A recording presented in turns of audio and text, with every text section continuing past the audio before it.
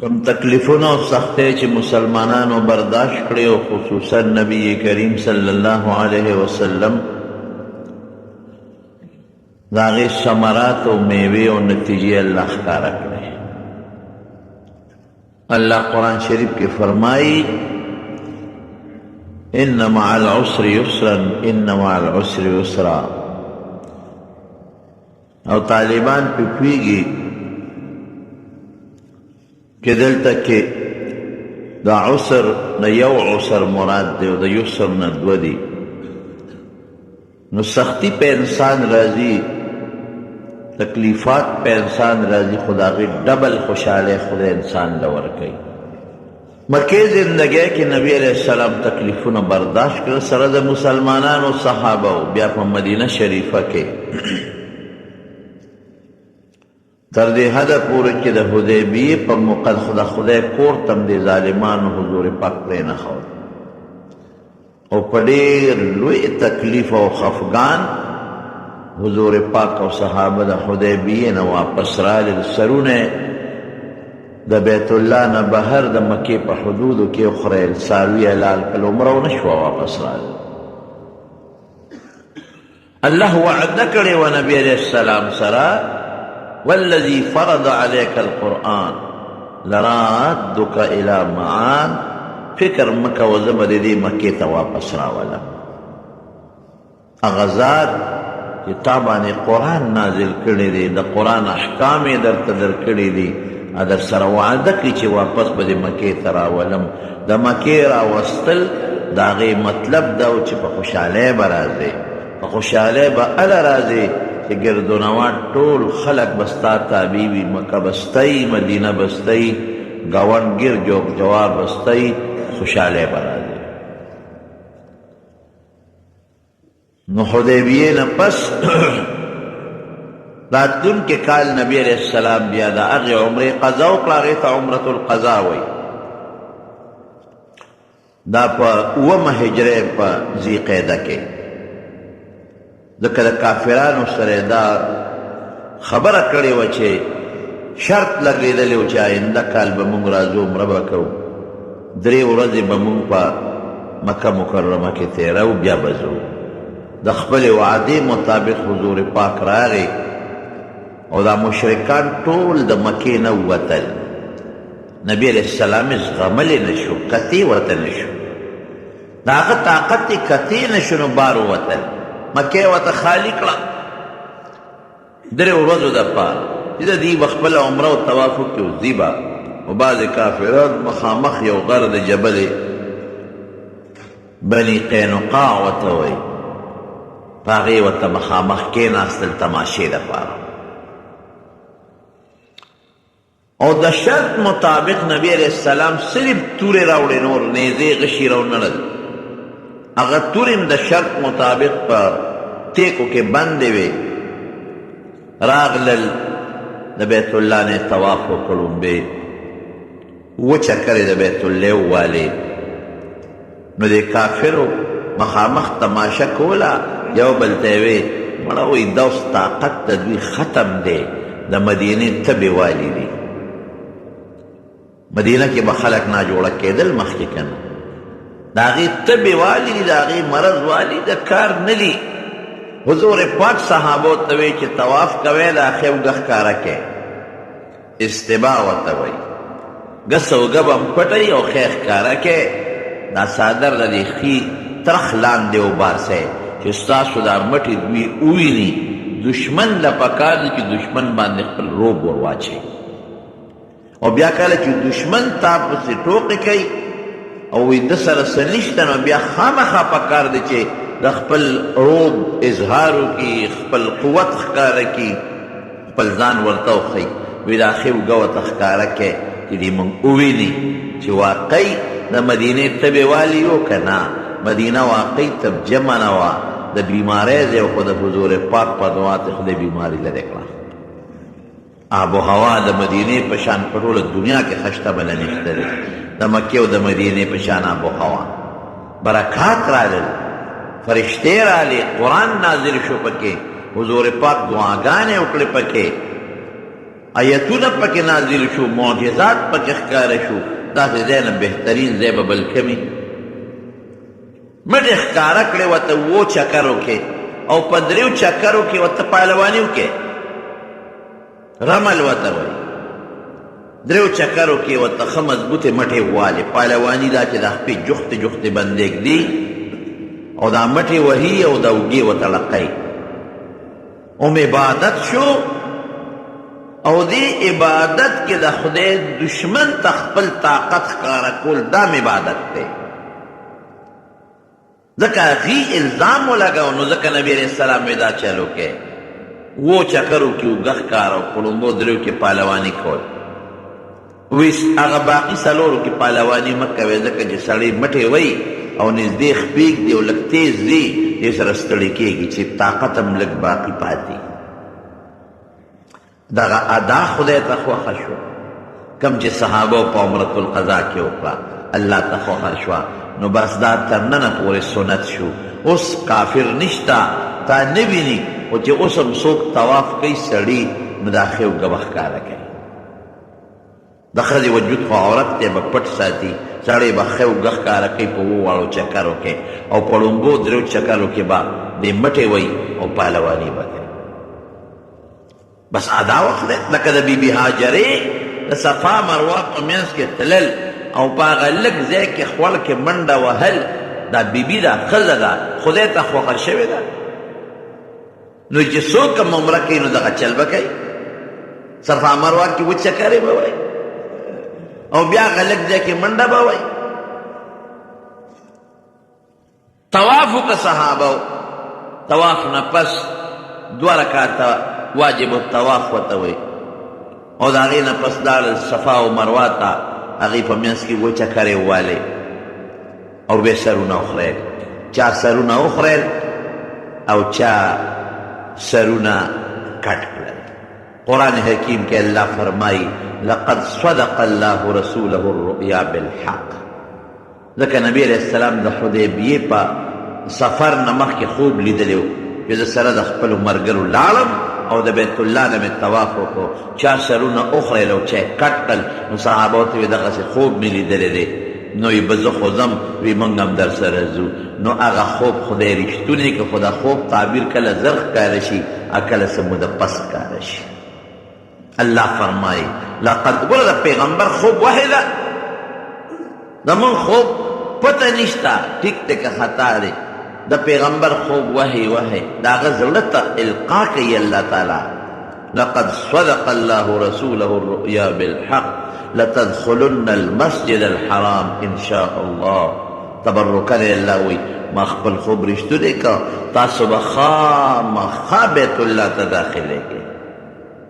آمینین، او بېغمه به یې هېڅ تکلیف بني، سوچ بني، د دشمن یره به در باندې ني، محفوظ به داخلېږئ.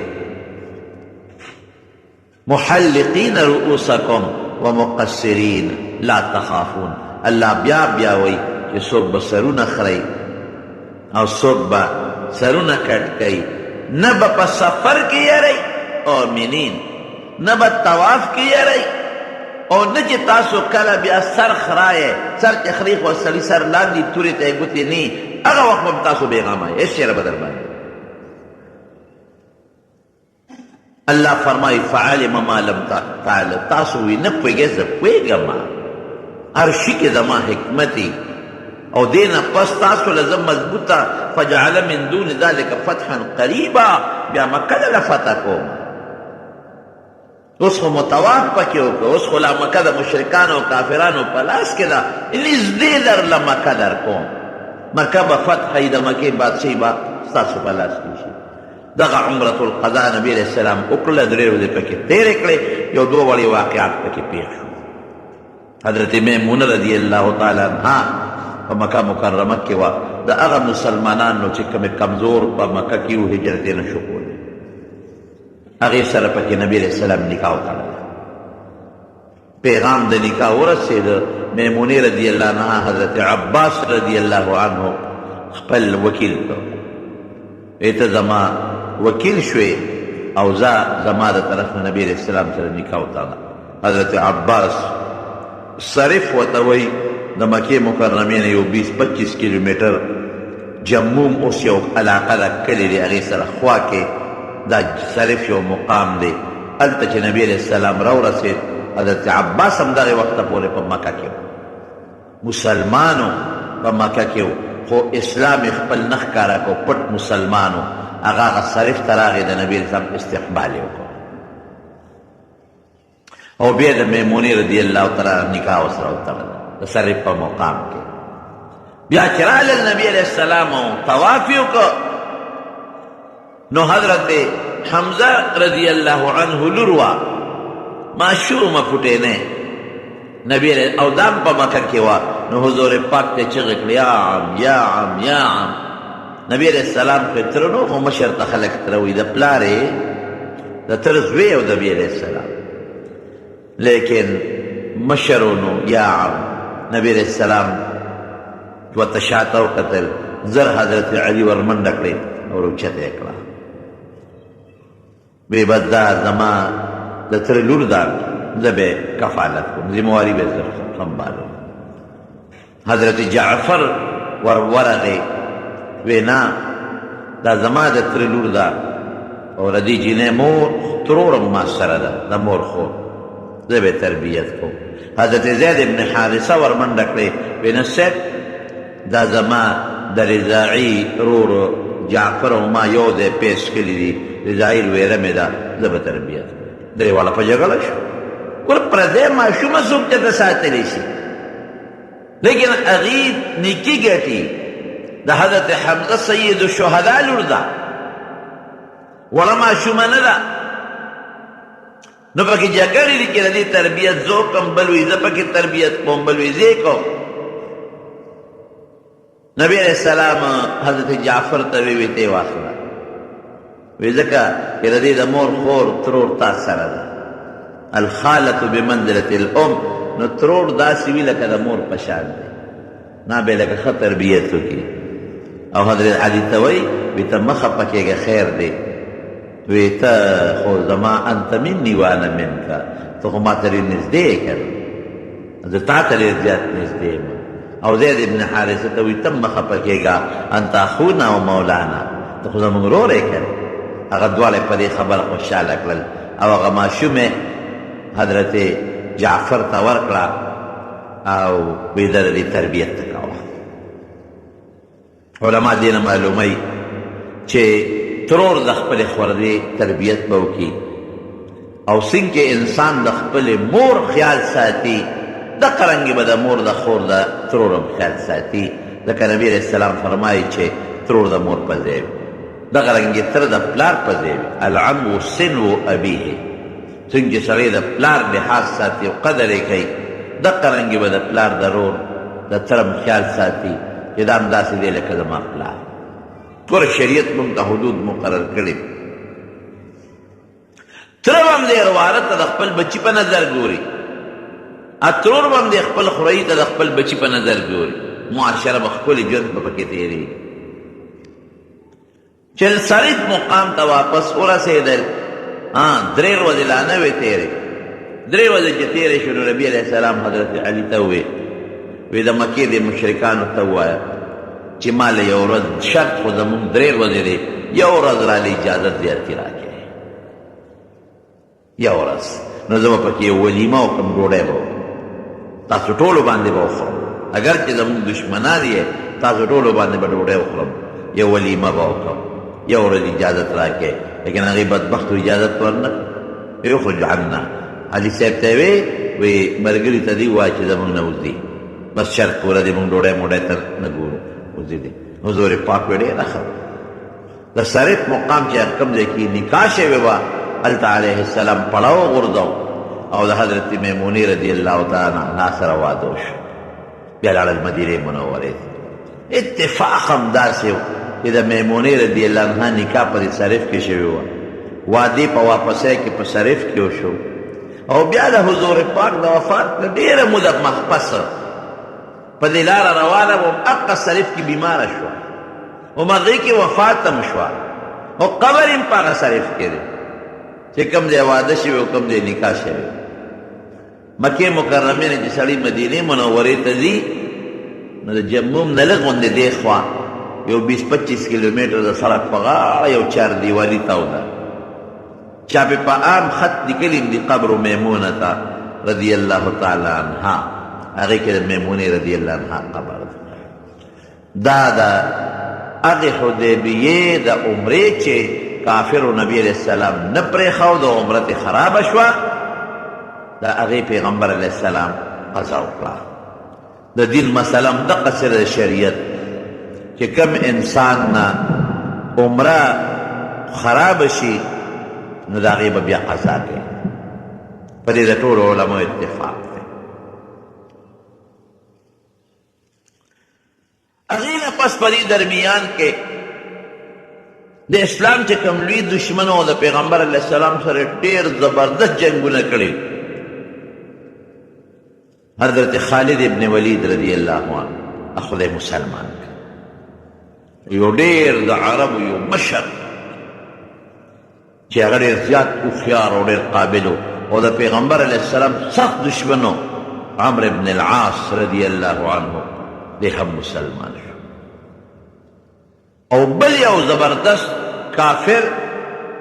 چې تاسو به ټول وپېژنئ د ابوجهل و عکرمه دا خدای پاک مسلمان او واقعات یې څنګه حضرت خالد ابن ولید وایي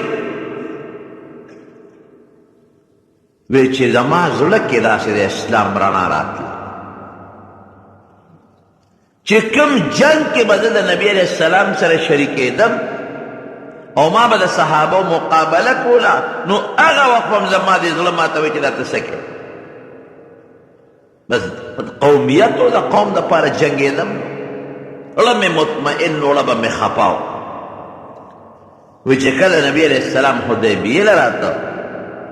وی ما ځان سره د شاه سوارانو د اسونو د لښکر واغېسته او موږ وی چې دي به مونځ کوي یو ځای کې او د مازدیګر دا مونځ داسې دی چې دا مسلمانان نه پرېږدي نو یو مونځ هم نه پرېږدي خو دې له ډېر لوی اهمیت ورکوي لکه قرآن شریف کې الله فرمایي حافظو علی الصلوات والصلاة الوسطی چې یو مونځ هم نه ګورې پاتې نه چې ټول به کوی او پورا په خپل خپل وخت کې به یې کوی وګورې مازدیګر به خامخا کوی نو ما ته خو د مازدیګر د مونځ اهمیت معلوم و نو موږ وایي چې د دې په مانځو درېږي موږ به د یو غونډی شاته ورته پټ یو ناګهاني به پرې حمله وکړو مسلمانان چې مونځ کوي تورې به یې ښودي توجه به نه د جنګ نیت به نه بس چې تر څو دوی ځان سنبالي نو موږ به قصه ختمه کوي یو ځای م وله وټاکه په داسې اندازه م وټاکه چې دوی به دلته مازدیګر را رسېږي د مازدیګر مونځ به کوي او دلته به پړه واچوي عربو ته خو ځای نه معلوم و که نه هر ځای خو به چا خیمې نه ښخولې په لاره چې به تلل یو خاص ځای نه هغه ځای کې به خلکو مسافرو خپل پړه واچوه نو هغوی ته هغه پړاو معلوم و چې دلته به مازدیګر را رسي او دلته به خپل پړه واچوي پړاو به یې داسې ځای کې اچوي چې هلته کې سوري وي ځمکه هواری میږي وغیره پکې نه اوبه ورته نږدې وي خشاک ورته نږدې وي چې داسې ځای نه دا به مخصوص پړاو نه ځای نه وی موږ یو ځای کې ورته پر تاک کې کېناستو وی روغه لار وه نبی علیه السلام هم په هغه لار را روان دي جاسوسان موږ مقرر کړي د هغې اطلاع راکړه چې په دې لار راځي وی ناګانې لار بدله کړه په بل لار وی ما ملګرو ته وی چې داسې معلومېږي چې دا رښتونی پیغمبر دی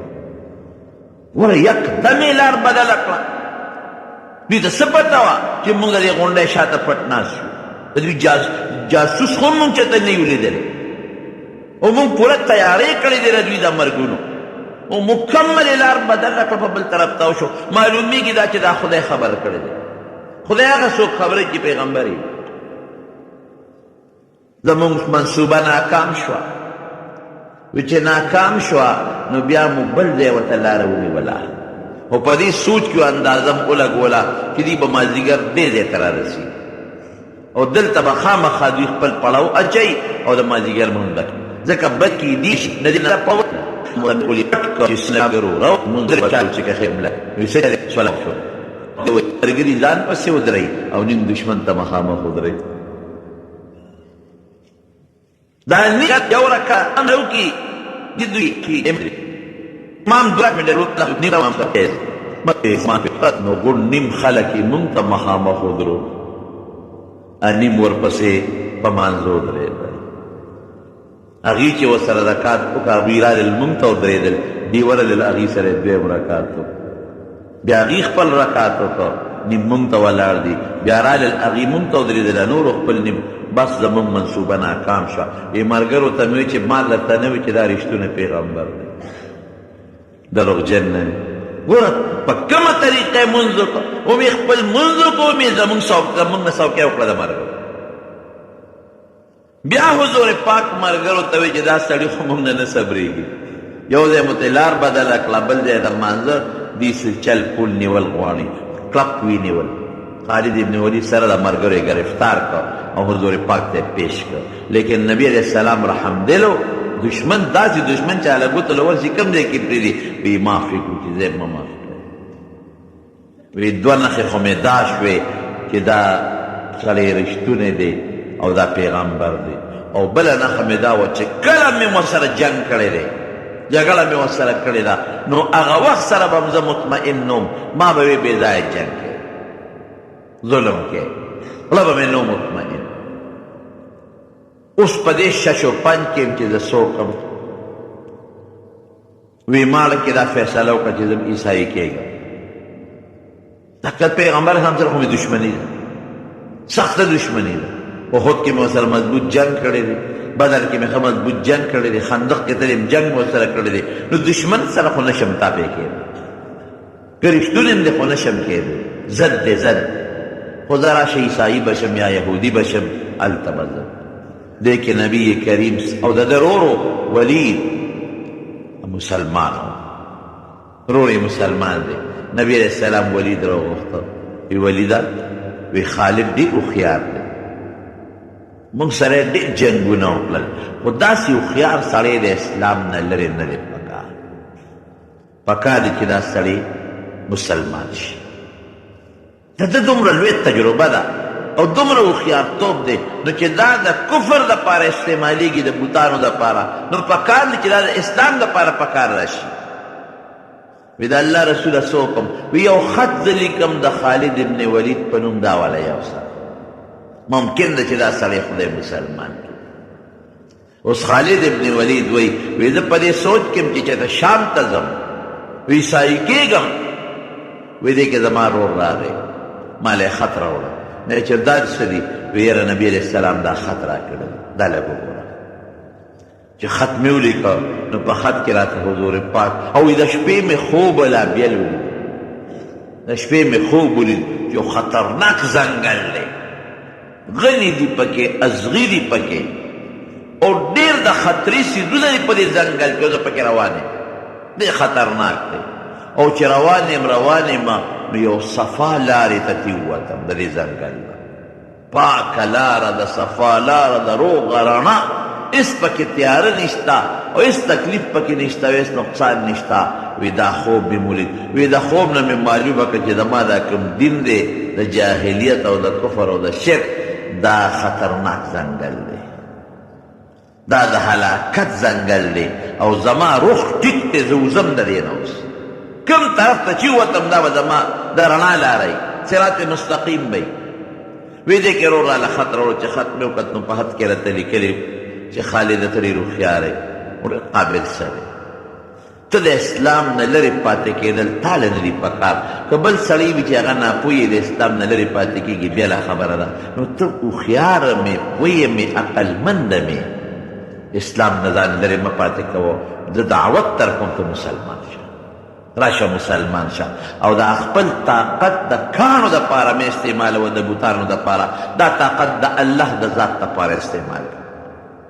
وی چې دا خط مې وکته، وی ما وی چې ما خو د حضور پاک سره ډېر جنګونه کړي، او ما خو احد کې داسې جنګ ورسره کړی چې او یا مضبوط مسلمانان زما د لاسه شهیدان شوي دي، درته څه وی ما لرې خط د چا نه راوړه، وی ګوره ته پرېږده، تا نبي علیه السلام لیدلی نه دی، د قوم سړی دی 53 کاله په دې مکه کې موږ سره تیر کړي دي وی خانو تا ورته د دې نه دي کتلې حضور پاک ډېر رحم دی دا خط قسم دی چې نبی علیہ السلام مال راکړه ستا په نوم ویمه چې ښه ورځه خدای به خیر کړي وی زما یو څو دوستان یو صفوان ابن امیه د امیه زوی هغه له ورغله ځکه دا مضبوط خلک و جنګي ماهرین کافران صفوان ابن امیه له ورغله دروازه مې وډبوله صفوان باره خیر دی خالده ما وی یاره بس مونږ خو ډېر عمر د دې کار و عبادت وکړو ما ته خو دا سړی دا پیغمبر رښتونی ښکاري ستا څه خیال دی مړه زه چې ځو پرېږده دا کفر پرېږدو او د دې محمد ملګرتیا کوو صلی الله علیه وسلم هوښیارم دی مشرم دی د لوی قوم خاوندم دی مونږ پې بدي نه ښکارو او غلبه هم ګورې را روانه ده ګیر چاپېره قبایل چې څومره دي ټول مسلمانان شو نو چې سبا د یرې نه مسلمانانېږو او سبا رسوا کېږو او شرمېږو نو ښه دا نه چې موږ مسلمانان شو په خپله خوښه وی صفوان ما ته وی چې خالده که دا ټوله دنیا مسلمانان شي او یو کس پاتې شي نو به زه یم د خلاف بس نورې خبرې پرېږده بس زه دنیا دی د ملګري چې تی پاتې شه یو زه به په دنیا کې د دشمن یم د مقابل وکړم وی ما وی چېره دی که دا غصه دی جذبات دي په دې وجه چې په بدر کې د پلار امیه مړ شوی دی او د ضرور مړ شوی نو دا ځکه غصه دی جذبات پکې دی دویمه خبره ورسره نه کوم دوستانه مې ده ورسره د دې نه پس زه لاړم بیا چاله یو بل زما دوستو هغه له ورغلم هغه ته مې ووې اکرمه ته د ابوجهل زوی دی هغه له ورغلم اکرمه زما دوستو دم زبردست جنګي ماهر و اکرمه سرودی او مسلک دا ټوله خبره مې هغه ته چې مسلماني غلبه د دې سړي را روانه ده او بیا چې د رسوایانې اسلام راوړو د زور نه نو بده خبره ده او مونږ ته پته نه چې رښتونی او د یو لوی نسب او قوم خاوند دی نو که د مونږ ملګري شو بدي پې نه ښکاري وی اکرمه وی چې سوال نه پیدا کړي چې زه مسلمان شو که دا ټوله دنیا راته تابع شي دا ټوله دنیا زه یو دشمن یم ما وی چې دا د ابوجهل زوی دی پلار یې بدر کې مړ دی د پړه کې غوسه پرته ده دا هم نه مسلمانېږي یو بل دوست مې و هغه له ورغلم عثمان ابن طلحه هغه له ورغلم نه چې عثمانه زما خو بدل دی زه خو بس ما ته خو د اسلام رښتونی دین ښکاري او دا سړی ما ته رښتونی پیغمبر ښکاري او ډېر زیات مخالفتونه وکړل موږ څه ګټه وکړه خو بدې خبرې خو نه کوي او د کانو عبادت مه کوئ بوتان موږ واقعي په خپل لاس جوړ کړي دي نو چې په خپل لاس هم کوم شی جوړ کړو هغې ته سجدې کوو وی زنا مه کوئ نو خبره یې بده خو نه ده او بچي مه وجنې نو خبره خو یې بده نه ده هغه وی لوڼه مه قتلوئ نو خبره خو یې بده نه ده او بربند طوافونه مه کوئ نو خبره یې بده نه ده مردارې مه خورئ نو دا څه بده خبره ده پردی مال مه خورئ دا څه بده خبره ده پاک اوسېږئ کومه خبره د هغه غلطه چې موږ پکې نقطه راوباسو عثمان ما ته وایي چې خالده مقصد دې څه دی مې چې مقصد خو مې دا دی چې زما خوله کېږي که ته مې ملګری شوې نو زه چې زه مسلمانېږو عثمان وایي چې ما هم بېګا دا سوچ کړی ملګری مې ځان له کتل ملګری مې کتل خو داسې کوو چې یو ځای نه وځو که یو ځای ووتو نو هسې نه خلک را باندې شکیان شي نو دلته راته غم پېښ نه شي نو یو ځای د یعجج هلته به ځم لاړ شم او ته م راځه هلته به سره ملاوي بس وی خوشحاله شم چې ملګری مې پیدا شو وی چې هغه مقام ته زه لاړم نو عثمان زمانه مخکې رسېدلی و په خپل ساري باندې سور چې لږ لاړو نو عمرو بن العاص مشر سړی دی هوښیار جنګي ماهر چې مشورې به د مکې کافرانو اخېستې له ده نه به اخېستې را سره ملو شو مونږ ته وی چېرته دی مونږ وی خدایه دا خو مشر دی منصوبې د جنګ خو به ده تیار و خو قابل سړی دی اوس ده سره څوک و مونږ ورته وی ته چېرته دی وی نه تاسو راته ووایئ مونږ وی ښه نو بد خو به نه ګڼئ وی زه پوه شوم در باندې زه پوه شوم تاسو جوړ مدینې ته روان دی مونږ یې همدغسې وګڼه وی زم روان یم زم روان یم څه سوچ دی ستا تم روان یې ستا څه سوچ دی وی زه خو د ډېرې مودې نه په دې سوچ کې یم چې زه به کله نه د اسلام کې داخل شم مسلمان بشم خو د خپل قومیت مې پرېښودم نن نړۍ کې سوچ وکړه چې راشه دې ګنده ځان وباسه د ده کومه خبره دا سره چې غلطه وه وی درې واړه روان شو وی چې مدینې منورې ته ورسېدو حضور پاک ته چې اطلاع رسولې وه وی د مدینې منورې نه بار یو ځای کې موږ خپلې اوښانې سملولې چې لږ دمه شو او مو وی چې ګوره اوس اسلام خو عجیبه دین دی که قسم دی چې سړی سوچ وکړي زموږ دا دین موږ له خدای خوښ کړی دی الله وایي ورضویت لکم الاسلام دینا پاک دامنې والا دین دی پاک دامنې مرداره مخوره پردې مال مخوره د مشر عزت کوه د مور پلار احترام کوه د بچي او د یتیم په سر لاس ایږده خدای ته سجده لګوه د لوڼو حق مه خوره د خور حق مه وهه ګاونډي ته ضرر مه رسوه دې کې کومه داسې خبره ده چې هغه زموږ د فایدې نه ده کوم سر وباسو د شریعت خلاف چې مونږ ځان چلو نو ده کې به زموږ پوره تاوان ولې لوڼ جمدی خښولو کې تاوان نه ولې لوڼ له خپل حق ورکولو کې تاوان نه ولې بدعملي کول او زناکاري کول تاوان نه د وجود تاوان د مال تاوان او د مسلمان عزت اخیستل تاوان نه دی ولې پردې مال خوړل ستا مال چې څوک خوري ته نه خفه کېږي نو پردې ولې خوري ستا د مشر چې څوک قدر نه کوي ته نه خفه کېږي نو پردې مشر قدر ولې نه کوي ستا د بچي په سر چې څوک لاس راکاږي ته پرې خوشحالېږي د پردي بچي په سر ولې لاس نه راکاږي ستا ګاونډي چې تا ته ضرر رسوي ته خفه کېږي نو ته ولې بل ګاونډي ته ضرر رسوي تا سره چې څوک ښېګړه وکړي او ته یې قدر ونه کړې خفه کېږي به که نه نو چې خدای د سره ښېګړه کړې ده نو د خدای قدر ولې نه سر ورته ولې په ځمکنېږي د اسلام کومه خبره داسې ده چې هغې کې زموږ تاوان دی خو موږ ځان له پخپله د اسلام خبره تاوان ګڼو اسلام کې قسم په خدای زموږ ګټه ده اسلام رڼا مذهب دی اسلام روښانه مذهب دی کور کې امن ګاونډ کې امن اوس خو اسلام خلکو په غلط رخ استعمال کړی دی په ډېر غلط رخ استعمال کړی دی نو خلکو ته مه ګوره جرمونو د خلکو ته مه ګوره اسلام ته وګوره یو سړی وی راغی که نه مسلمان شو جومات ته وی راننوته نو هغه چا ورته وی سپلی ځان سره دننه کړه وی ولې وی دا خلک پټی دلته غلا کوي دا مخکې ځان سره یو سره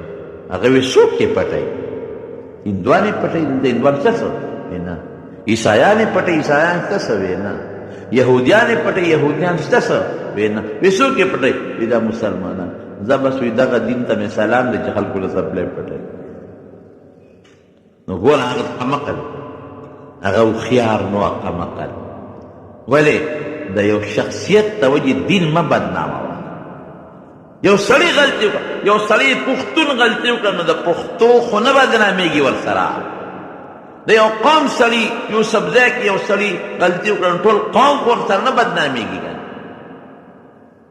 یو مولانا صاحب ته چا وی شیخ غلا وکړه شیخ غلا وکړه هغه وی ګوره ګیره مه بدنامه داسې مه وایه چې شیخ غلا وکړه ګیره دې بدنامه کړه داسې وایه چې غل شیخ شوی دی داسې وایه چې غل ګیره پرېښې ده د خپلې غلا دپاره چې ګیره مې نه بیا به خلک را باندې ګمان بد وکړي ګیره به پرېږدم څوک به را باندې د غل ګمان نه کوي دارالعلوم دیوبند نه سپلی پټې شوې چا وی طالب غلا کړې ده مولانا صاحب نه داسې مه وایه چې طالب غل شوی دی داسې وایه چې غل طالب شوی دی د طالبۍ جامه کې راننوتی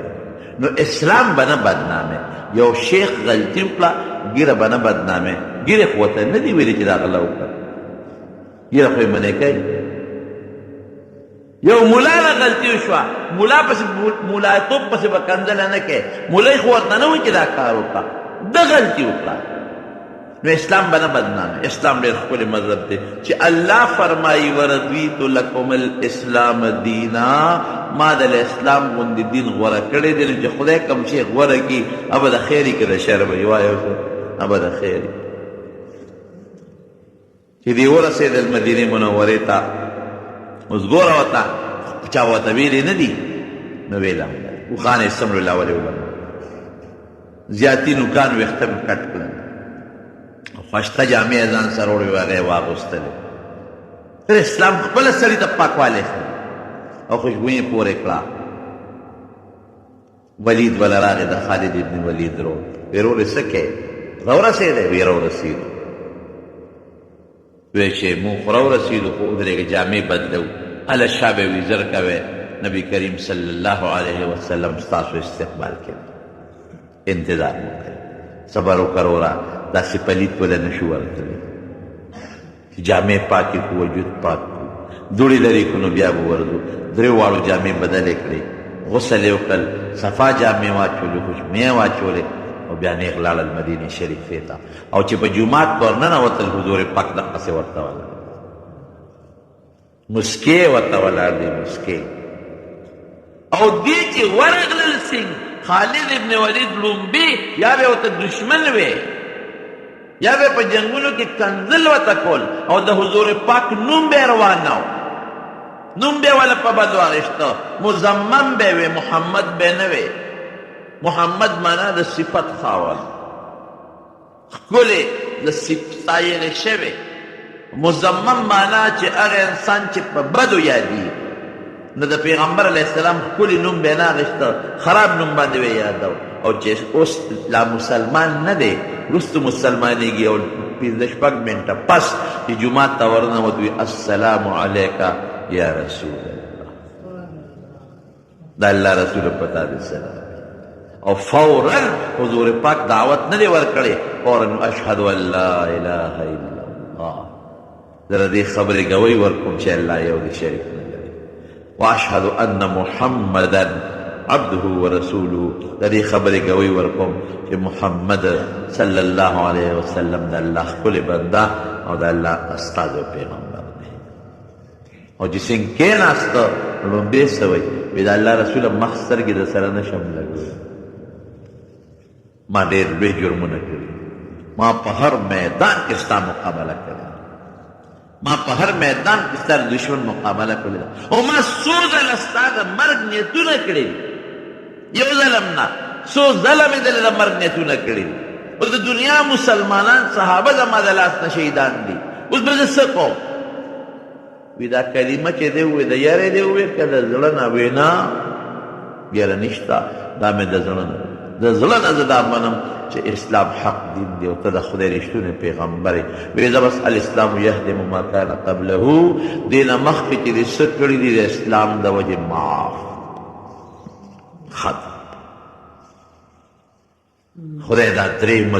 مضبوط کسان مسلمانان هغه اتفاق دا وغیره جوړ شو، یو فعل نفسي ضرور اسلام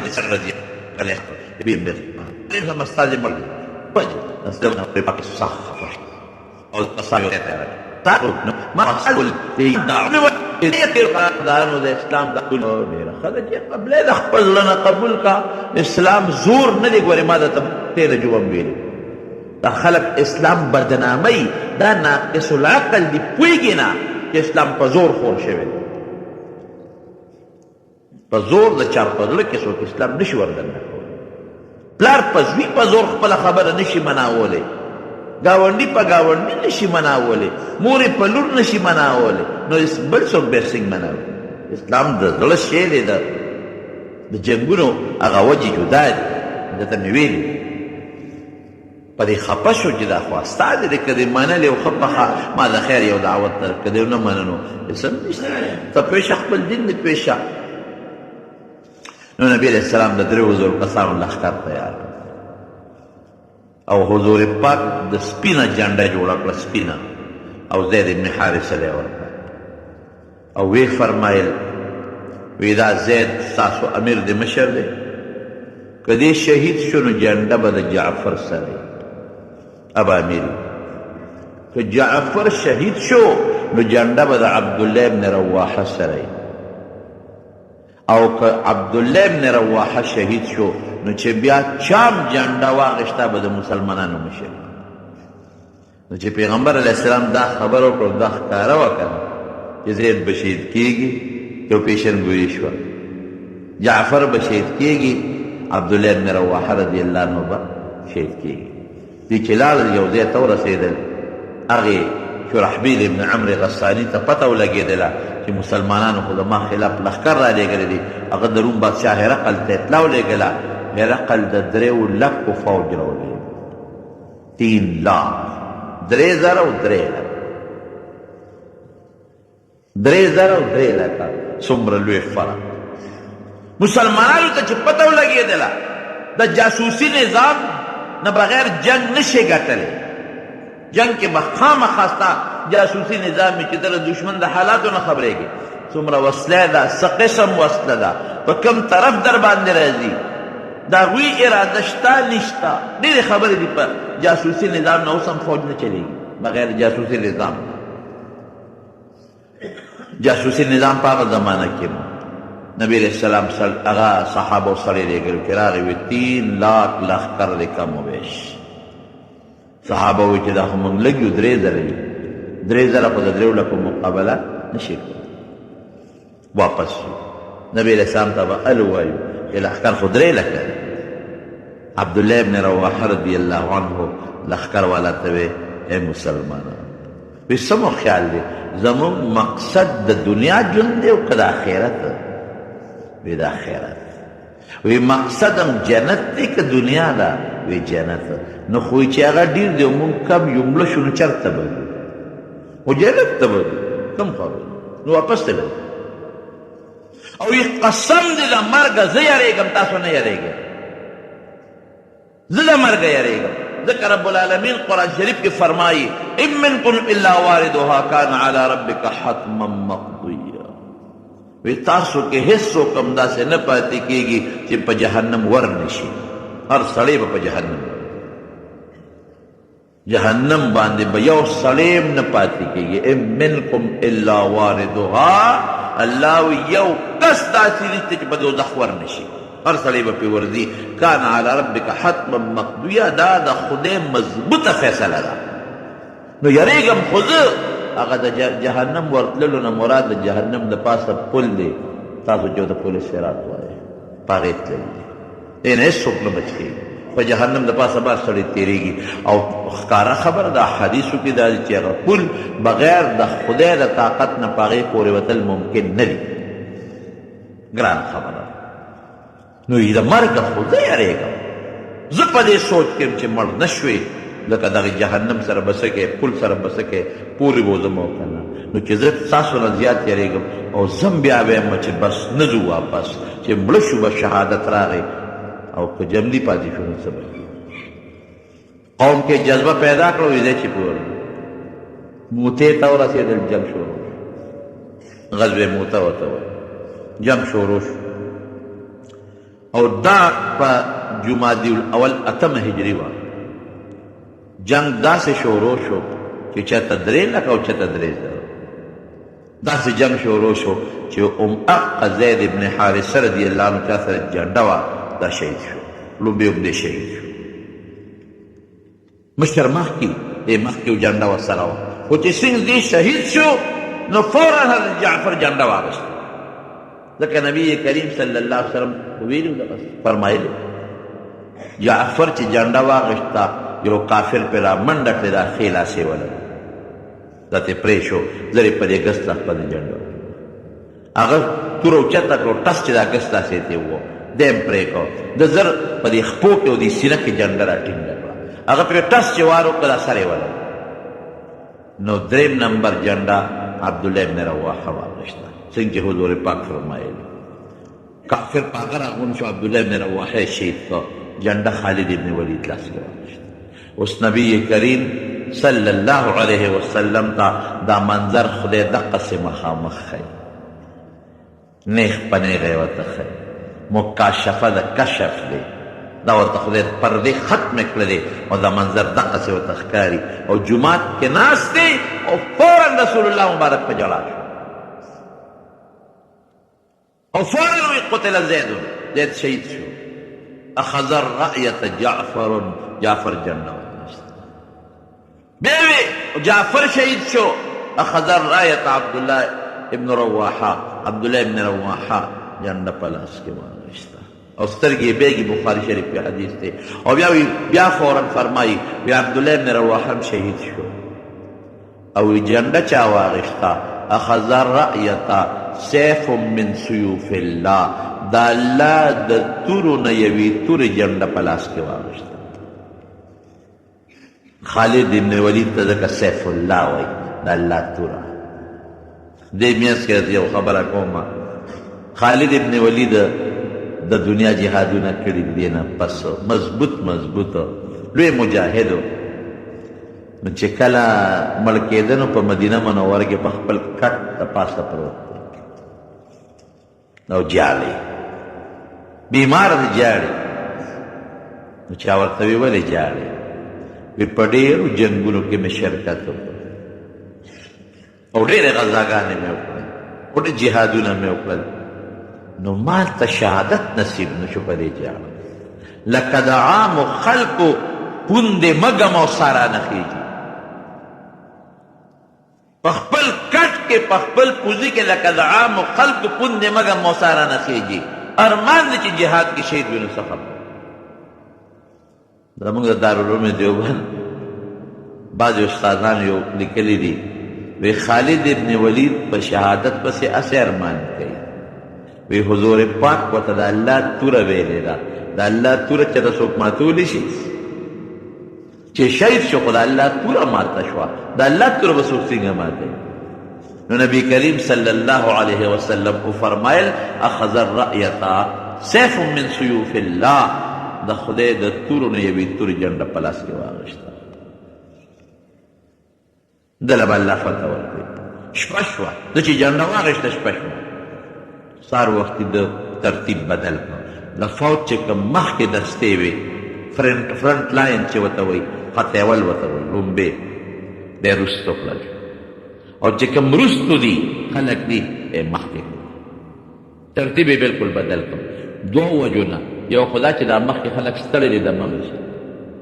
رستو خلک هغسې ستړي نه دی دا به مخکې کړ دویم دا چې دشمن باندې به روب پرېوځي ځکه دا مخکې خو څو ورځې وجنګېدل نو پېژني یو بل هغې باندې به دا روب پرېوځي چې دا جوړ نوی لښکر ولره ګوره جنګ کې به دا حکمت عملي استعمالی چې سار له جنګ شروع شو او خلک یې خواره واره کړل سپونه ګډ وډ کړل یو سب د یو نه لري بل د بل نه لري بل د بل نه لري او سی وروستو په غونډو کېنولو چې کم ستړي وو زخمیانو د دشمن سبا جنګ ته راغی هغې ویې لکه د شپې وله نور کومک امداد راغلی دا خلکو نو دا څو ورځې جنګ کې دا نوي دي ورا غونډو باندې خلک ولاړ دي نو ګوره لویه خبره په جنګ کې د دشمن د بیلات روب دی چې روب پې پرېوځي سبا جنګ شروع الله هغه دریو لکو لښکر له شکست ورکړ مسلمان له خدای ګټه غنیمتونه حاصل کړل د دنیا وسلې جمع کړلې حاصل یې کړل هغه شرحبیل پکې گرفتار شو مردار شو پکې چې هغه کم مشر و لوی سرداران یې مردار شو او دی بیا واپس رالل مدینه منورې ته نبی کریم صلی الله علیه وسلم فرمایي جعفر لاسونه کټ شو نو نبی علیہ السلام الله با جعفر له په جنت کې داسې لاسونه ورکړي چې ابه لکه د وزرو غوندې کار کوي او دی به چې کم دی په جنت کې ګرځي نو به پرې الوزي او د جعفر ماشوم زوی چې به چېرته حضور پاک ولیده نو ورته وی یبن ذا الجناحین ای د دوو وزرو والا زویه او عبدالله بن رواحه رضی الله عنه متعلق نبی علیہ السلام فرمایي چې ما هغه په یو تخت باندې ولیده او تخت یې رقېده دا تخت یې داسې رقېده کله به داسې ته کله به داسې ته کله به داسې ته کله به داسې ته هغه تخت یې لقېده. نو علما وي ته تخت لقېدل مولانا ادریس کاندهلوي رحمت الله علیه سیرت مصطفی کې لیکلي وي تخت یې ولې لقېده. یو واقع نقل کړې ده وی چې سومنات باندې کله محمود غزنوي حمله وکړه او دا سومنات فتح شو. سومنات د هغوی یو لویه د بوتانو عبادت خانه وه، مندر هندوان فتح شو. سومنات چې د هغې کومه لویه قلعه او لوی مندر و هغې کې دننه نو په هغې د پاسه د اسلام جنډه ولګوله. نو دا چې څومره هندوانو دا ورته ټول راغونډ شو او محمود غزنوي ته یې وایي چې بس داسې کار دی چې موږ درته یو درخواست کوو په دې مندر کې زموږ یو غټ بوت دی هر څه چې کوې خو دا یو بوت راله مه ماتوه. څومره پیسې چې غواړې درکوو، څومره پیسې چې غواړې خولې نه وباسه. ځکه بوتان د ټول مات کړل چې په کوم ځای به ورغې فتح کول بوت پې ماتو بوت پې ماتو بوت پې ماتو. ټول زمونږ بوتان دې مات کړل. زه بس چې څه دې وکړل او دې کړل خو ته دا مهرباني وکړه چې دا کوم غټ بوت دی په منځ کې دی دا راله مه ماتوه. پیسې چې ته څومره غواړې چا ورته وی چې صاحبه خیر دا یو بوت دې پکې وي که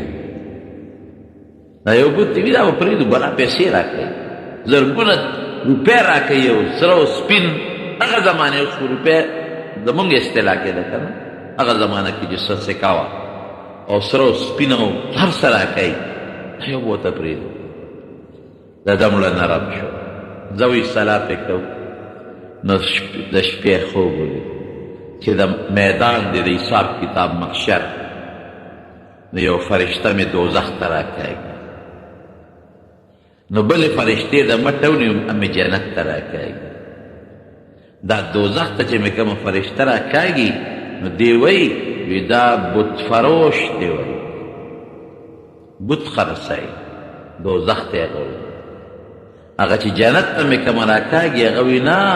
بت شکن دی بوتان ماتوي د دنیا بوتان یې مات کړل نو زه ځکه جنت ته بوځم. نو څوک یې یو خوا راکاږي څوک یې بل خوا چې د خوبه راپاڅېده هله شا به وي دا بوت ماتوی. د الله شان ته ګوره چې بوت له ټس ورکړه او ماتې کړه ویې غورځو دننه یې ګېډه ډډو دننه پکې دومره هیرې جواهرات و چې هغې هندوانو څومره پیسې ورکولې هغې نه پکې زیاتې پیسې راوړلې. دا خو خیر د دې مثال نه دی مولانا ادریس کاندهلوي مثال نه ورکوي ستاسو د پوهې دپاره ده. وی تخت یې ړقېده ولې ړقېده جنت ته روان دی ګوره او هلاویږي ړقېږي ولې ځکه ویده وي چې زما مرګ نه دی خوښ یارېږم خو یاره که مړ شم شهید بشم نیک به الله له لاړ شم. قوم کې هم جذبه شهادت پیدا کړه نو هغه تردد غوندې و د دنیا د ژوند او د مرګ په منځ کې چې الله وایي ان منکم الا واردها چې هر سړی به په جهنم ورځي پل باندې به ځم پل صراط او خطرناکه لار ده نو لږ مې تردد دی چې یاره څنګه به کېږي خو بیا هم د خدای په لار کې جنګېږم او چیت کېږم. الله مسلمان له فتح ورکړي. نبی کریم صلی الله علیه وسلم په دې دریو صحابو ډېر زیات پریشان و انتهایی زیات. حضرت جعفر د تره زوی ماشومان بچي ترې پاتې شو. حضرت زید دا د پیغمبر علیه السلام ماشوم لوی کړی دی زید ابن حارثه او په لومبۍ زمانه کې به ورته زوی وی وی زید ته به د حارثه زوی نه وایې د محمد زوی به ورته وایې صلی الله علیه وسلم. بیا الله منع وکړه ادعوهم لآبائهم نو بیا وی د خیر اوس ورته پلار نوم اخلی نو ماشوم یې لوی کړی زید. او عبدالله ابن رواحه دا د حضور پاک شاعر و د نبی علیه السلام په صفت کې به شعرونه وی او د مکې د مشرکانو بد به وي په دې دړمن و خفه پې و خو خیر په غزوې موته کې دغې شامیانو له رومیانو له رب العالمین د مسلمان په لاس 3,000 مسلمانو له په لاس باندې الله 3,00,000 کافرو له شکست ورکړ. الله مسلمان له فتح ورکړ. دا ټول د مکې مکرمې د فتح لارې دي. راتلونکې جمعه کې انشاءالله د مکې مکرمې د فتح متعلق څه خبرې دي ابه درته ووایم. انشاءالله. بان اغشتو کې ګناه شته که نشته؟ بالکل دا جواري ده او دې کې ګناه ده، دې نه به ځان ساتي. د ماشومې دپاره علیشا نوم څنګه دی؟ نو زما په خیال دا د هلک نوم معلومیږي، نو جینۍ له میښې. په جومات کې د غیبت او کنځل ولا مونځ کېږي که نه؟ نورو خلکو سره مونځ کېږي که نه؟ مونځ خو کېږي، خو دا ډېر لوی جرم دی، د دې نه ځان وساتي. ګناه هر ځای ګناه ده، خو په جومات کې بیا لویه ګناه ده. مړي سپارل په تفصیل سره بیان کا. مړي سپارل خو بس دا ده چې یو کس به ووایي چې د الله په نوم باندې او د پیغمبر علیه السلام په دین سپار. بسم الله وضعناک على ملت رسول الله صلی الله علیه وسلم سلمناک. د خدای په نوم دې ږدم او د پیغمبر علیه السلام په دین باندې دې سپارم. بس د احسان خبره ده. څوک چې واده کې ډمان ګډوي، واده روټۍ حرامه ده، ډوډۍ نه حرامېږي. په ډمتوب ډوډۍ نه حرامېږي. خو زموږ علما لیکي چې که په یو واده کې ګمراهي وشي، نو داسې نیکان خلک او خاص خلک دی هغه ډوډۍ له نه ورځي. بیا دې نور هم ډاډه کېږي او نور خلک هم ډاډه کېږي. او چې داسې نیکان او خاص خلک ورنه شي، دی به هم پوه شي چې دا ولې ماله رانه لري، دی به هم آینده له دا کار نه کوي. نور خلک به هم پوه شي یاره داسې نیکان نه راځي، عالمان نه راځي، زما ډوډۍ کې واده کې به څه برکت وي. نو دا شی به بند شي. ایمان او اسلام تعریف دا خو د طالبانو خبرې دي، نو بیا راشه چې هغه ځان راته ووایي او دې ښه دعا وکړئ. الله ته زمونږ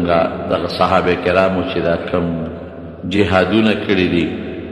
او د صحابه کرامو د اسلام دپاره کومې قربانۍ کړي دي، خدای ته یې وله قبولې کړي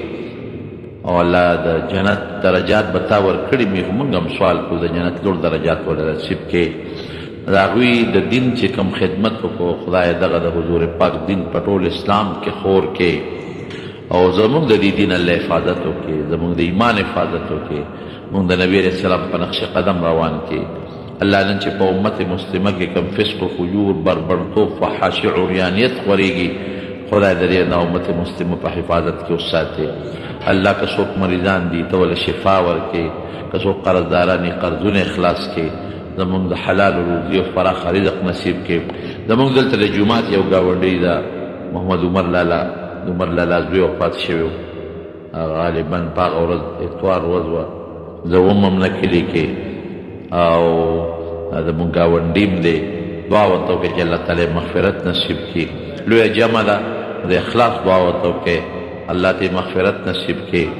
الله لوی سفر د آخرت یې را راحت وګرځولی کړي. خدای که انسان دی که څه غلطۍ تقصیرات دې شوي هغه ورته معاف کړي، وارثانو له او رشته دارانو له صبر ورکړي. نور چې کوم مسلمانان وفات شي ټولو ته دعا کوي چې الله مغفرت نصیب کړي.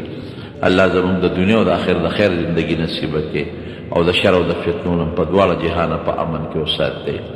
آخر وخت کې په خپل در کریمه نصیب کړي. لا اله الا الله محمد رسول الله. السلام علیکم، ویلکم ټو مولانا شیخ ادریس صاحب یوټیوب چینل.